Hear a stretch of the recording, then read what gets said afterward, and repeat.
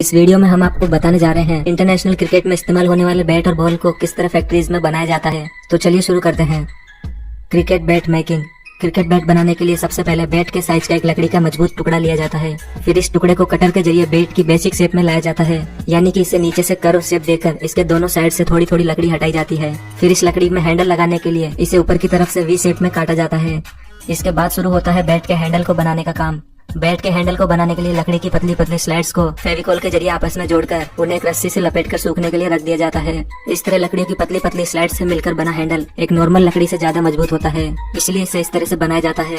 फिर इस हैंडल पर फेविकोल लगाकर इसे बैट में अच्छी तरह से फिक्स कर दिया जाता है और इसे 24 घंटे के लिए सूखने के लिए रख दिया जाता है। बैट के सूखने के बाद इसकी कंप्लीट फिनिशिंग का काम शुरू होता है।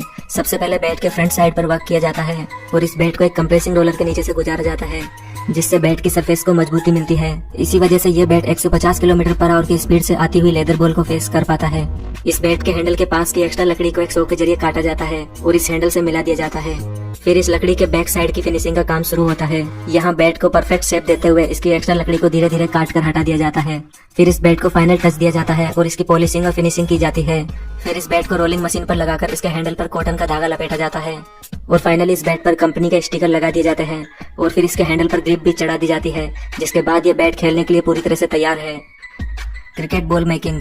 क्रिकेट बॉल बनाने के लिए सबसे पहले हाई क्वालिटी लेदर लिया जाता है और इसे एक डाई के जरिए हाइड्रोलिक प्रेस से दबाकर छोटे छोटे पीसेस में काटा जाता है। इस तरह के 4 पीसेस को मिलाकर एक लेदर बॉल बनाई जाती है। यहाँ सबसे पहले लेदर के 2 टुकड़ों को सिलकर एक हाफ बॉल बनाई जाती है। फिर इस हाफ बॉल को हाइड्रोलिक प्रेस के नीचे दबाकर इसे परफेक्ट राउंड शेप दिया जाता है और यहाँ इसके एक्स्ट्रा लेदर को भी काट दिया जाता है। ऐसी 2 हाफ बॉल के बीच में एक कॉक की बॉल डालकर इसे दोनों तरफ से दबाकर सील दिया जाता है। बॉल के पैक होने के बाद इस पर मजबूती के लिए 2 बार और स्टिचेस लगाए जाते हैं, जिसके बाद आप देख सकते हैं कि बॉल अपने असली रूप में आने लगती है। स्टिचेस लगने के बाद स्टिचेस को एक हाइड्रोलिक प्रेस के नीचे दबाया जाता है, जिससे ये स्टिचेस दब जाते हैं और फिर एक बार इस पूरी बॉल को भी हाइड्रोलिक प्रेस के नीचे दबाया जाता है, जिससे ये बॉल एक परफेक्ट राउंड शेप में आ जाती है। इसके बाद इस बॉल पर कंपनी का लोगो लगा दिया जाता है।